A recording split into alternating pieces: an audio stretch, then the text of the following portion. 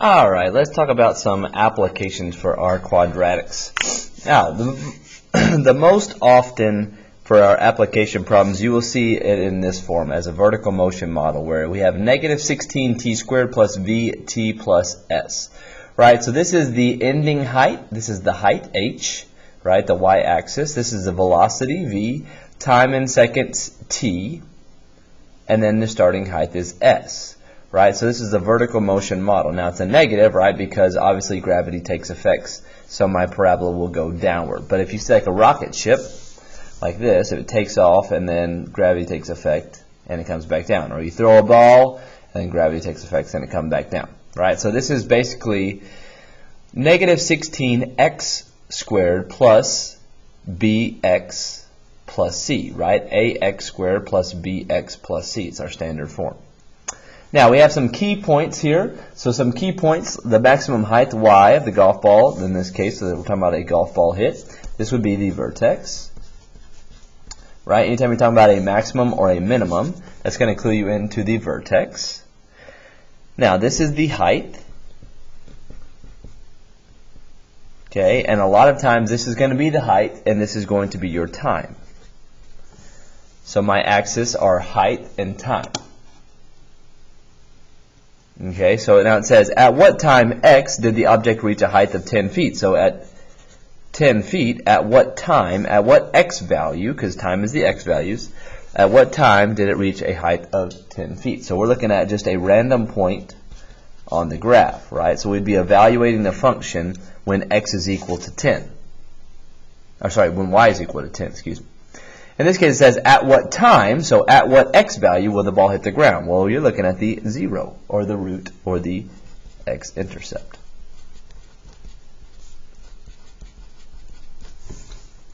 So those are some key points. Now, we know all these things, right? So we've already talked about all these things. Now we're going to look at how to find them. How to find them on a quadratic application problem. All right, so let's look at application problem number 1, right? We're talking about a golf ball. A golf ball is going to be hit. Okay, so we have it's hit from the ground with an initial velocity of 100 feet per second. The equation yada yada yada gives the height of the ball after t seconds. Okay, so at what is the maximum height of the ball? So we're looking for the maximum, which we know a maximum is the vertex. Now, what's the vertex formula? Okay, well we know the axis of symmetry is negative b over 2a, and we know the axis of symmetry goes through the x value of your vertex. So what we need to do is we need to say, okay, this is ax squared plus bx plus c. So in this case, a is negative 16, b is 100, and c is nothing, right? There's no c value.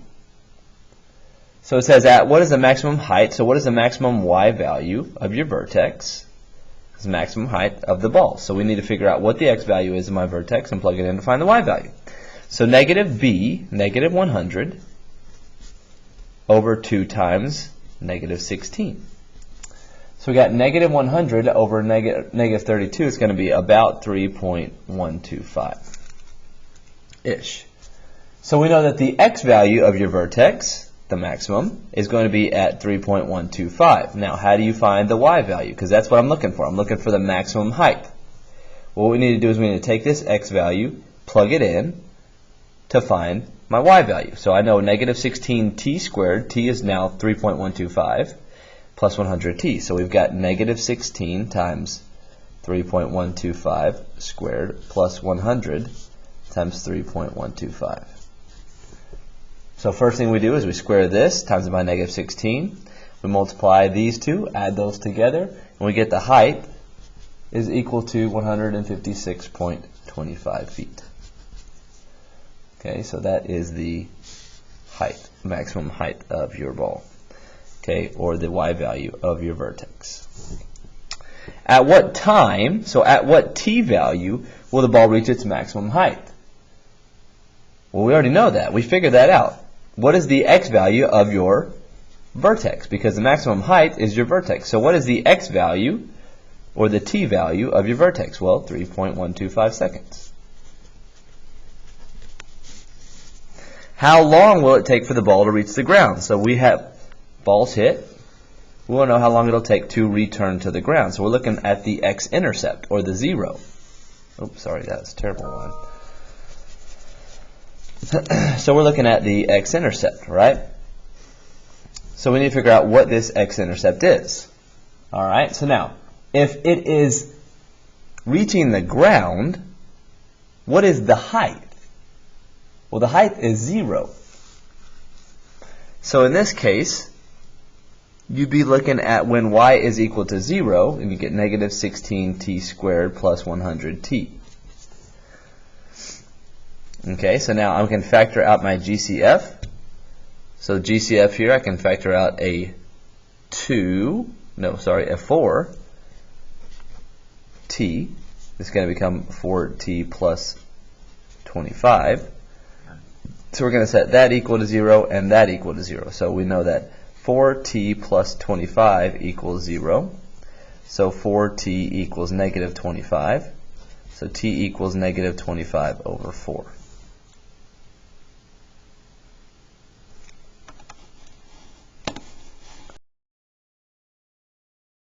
Sorry, let's relook at this. I factored out a negative 4, so this is going to become minus 25.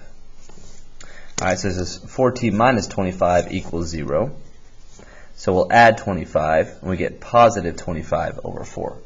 Okay, or you could say that's about t is about 6.25 seconds.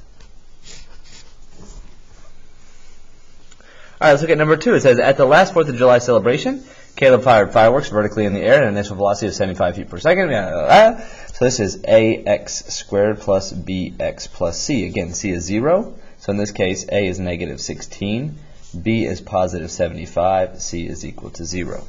It says, at what time, so at what x value, because time is your x value, will the fireworks reach its maximum height? So we're looking at the vertex. So we need to find the x value of my vertex. Again, negative b over 2 times a. So in this case, negative 75 over 2 times negative 16. We do the math there. So negative 75 on top, negative 32 on bottom, and it's about 2.34 seconds.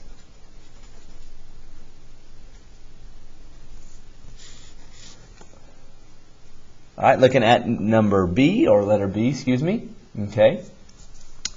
It says, at what time was the firework 20 feet above the ground? All right, so now, at what time, at what x value was the firework 20 feet above the ground? 20 feet is the y value. Okay, well, here is your function. We know that y is equal to 20, right? Because at what time we want to evaluate what is the x value when y is equal to 20. So here's my function, h of t, or we could say y equals negative 16t squared plus 75t. So now we're plugging in y to find x, because I want to find x. At what time, t, I could say t value, not x, sorry.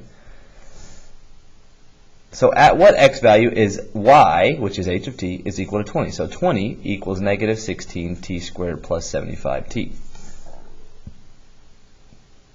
Alright, so now once again, we're going to try to factor this. So let's subtract 20 on both sides. We get negative 16t squared plus 75t minus 20. Now I'm going to go ahead and tell you right now that that is not factorable. Alright, so I'll go ahead and give you the answer because we haven't learned the quadratic formula yet. So we get x equals 0.28 and x equals 4.4. Now, why do we get two different points here? Let's think about this. We fire a firework. Okay, so it's going to be on the ground. It's going to go, and then it's returned back to the ground, right? Well, I want to know at what time is the firework 20 feet above the ground. So let's say that that is 20 feet above the ground.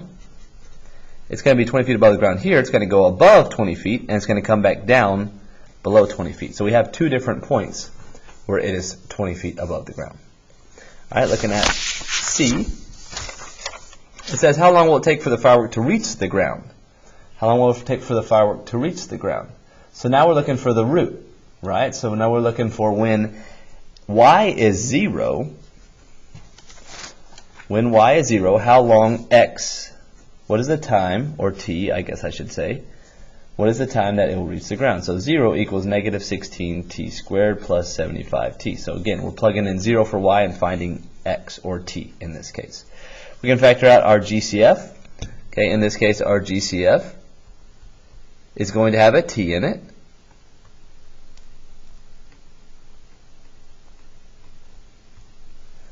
Okay, so we can factor out t, and we get negative 16t plus 75. All right, so we know that t equals 0, because t equals 0, but also this root equals 0, so negative 16t plus 75 also equals 0.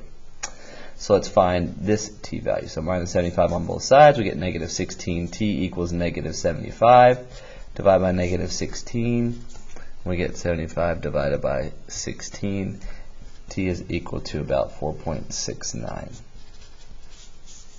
So t is equal to 0 and 4.69. Now, which one makes sense? 4.69 makes sense. We know that it's already starting out on the ground. That's why it's 0 here to start with, and then it returns to the ground after 4.69 seconds.